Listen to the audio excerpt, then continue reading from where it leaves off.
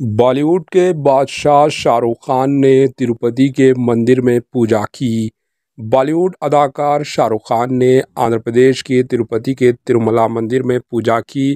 शाहरुख खान जो कल तिरुपति पहुंचे थे, इन्होंने वीआईपी दर्शन के मौके पर आज अपने अरकान ख़ानदान के साथ मंदिर में पूजा की। इनके साथ अदाकारा नयनतारा ने पूजा की। मंदिर के ओहदेदारों ने इनका इस्तकबाल किया और दर्शन के इंतज़ामात किए।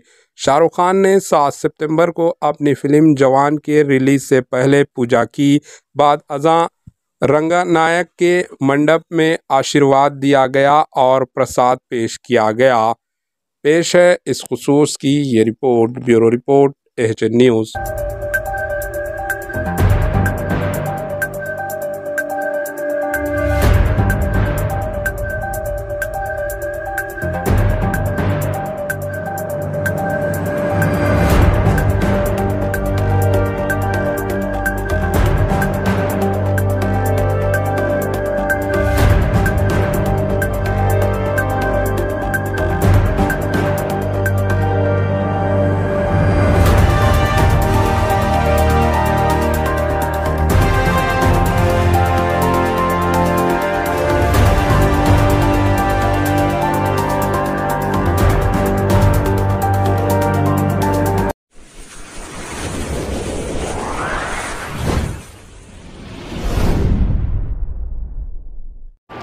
AHN न्यूज़ को लाइक करें, शेयर करें और सब्सक्राइब करना ना भूलें।